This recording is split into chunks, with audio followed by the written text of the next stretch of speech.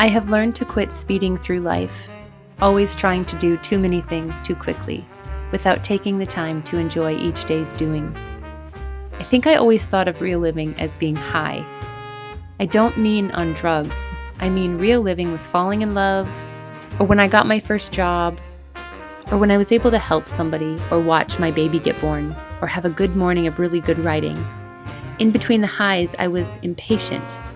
You know how it is. Life seemed so daily. Now I love the dailiness. I enjoy washing dishes. I enjoy cooking. I see my father's roses out the kitchen window. I like picking beans. I notice everything: bird songs, the clouds, the sound of the wind, the glory of sunshine after 2 weeks of rain. These things I took for granted before. Olive Ann Burns.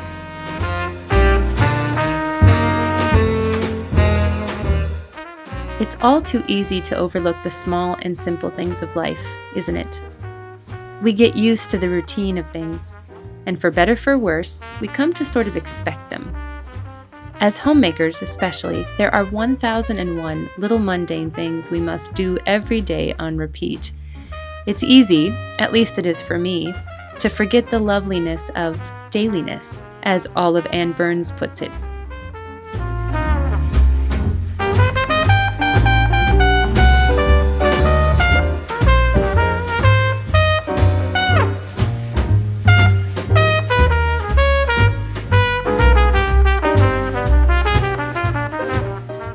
As wives and mothers, we have a tendency to get caught up in the busyness of life because there is a lot to do in any given day. But actually, I think it may simply be a part of our fallen human condition. Man or woman, husband, wife, or child, the busy, ever-moving, ever-changing world insists upon our attending to it at all times. It begs us to give it our time and attention at every beck and call. God instituted Sabbath rest and the other commandments for good reason. He knew well what it was that was in the heart of man and what our tendencies would be: to work and work and work and to want what we don't have.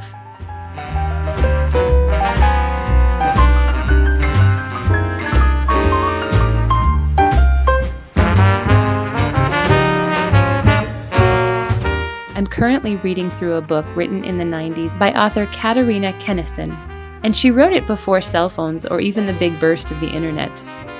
In it, she talks about the struggle of moms in the 90s and ways to avoid overdoing it and to resist the pressures of a hurried life, and even how to slow down and thereby ensure edges of pleasure to days spent at home.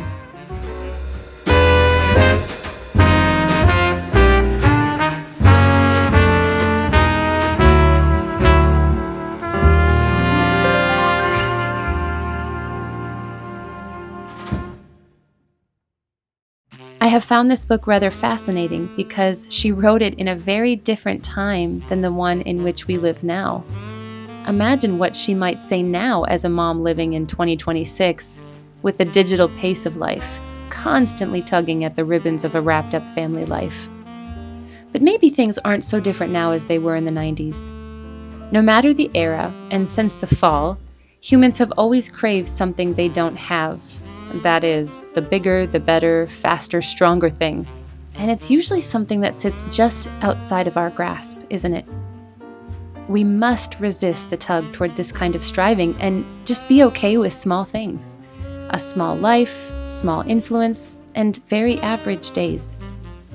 After all, this is what most of life is made up of, isn't it?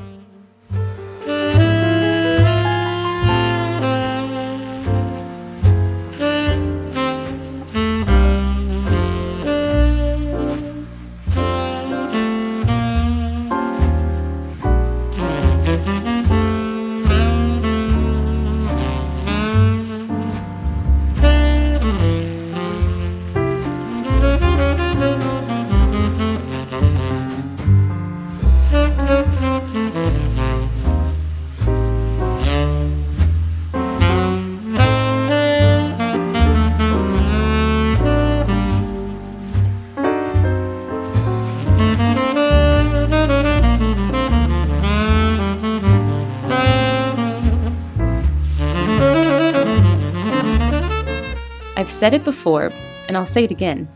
Most of us live very average lives, and perhaps it feels tempting at times to think that they don't amount to much.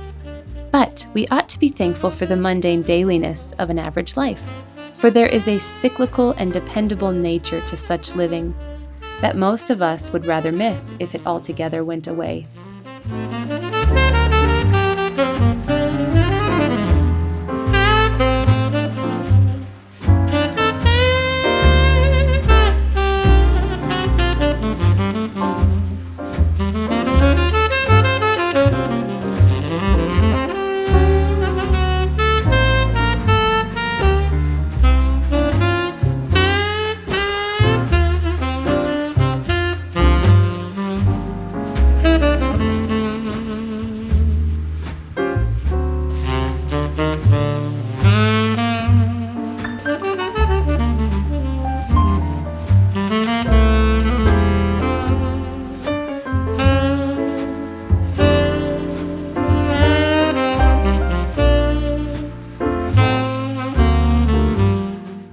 I'm reading another great book right now called In This House of Bread. It's a fictional novel based on the monastic life of nuns living at Bread Monastery in England. Inside of its old, crackled pages, I'm taking joy in tracing the steps of businesswoman Mrs. Talbot, who later becomes Dame Philippa. And it's got me thinking about all sorts of things, but one of them is on the beauty of living out a very average and ordinary life as unto the Lord.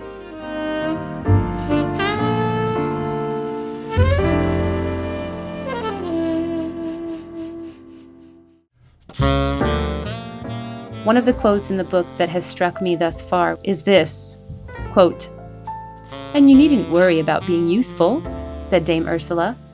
"When you have become God's in the measure He wants, He Himself will know how to bestow you on others." End quote. Isn't that beautiful?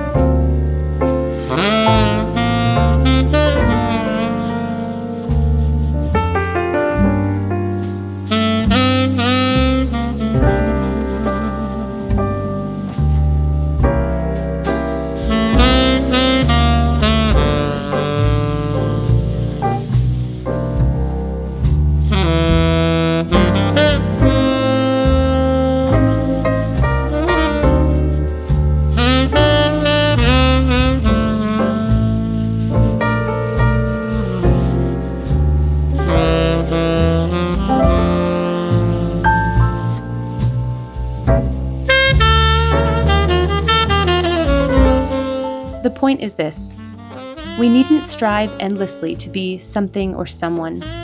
We can simply lean into who God has made us and be obedient to the call on our lives to serve Him, wherever that is and however that looks. For many of us, that will be in serving our family in a very average and ordinary but beautiful way. This way of living is both gift and grace, all wrapped up into one. And that's a very average and lovely thing to behold.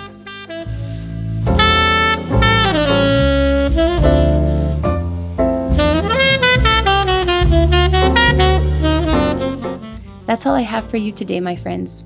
I hope you are all well, and I'll be right beside you serving my family and living out my very average days right alongside of you. May God bless you and yours. Goodbye for now.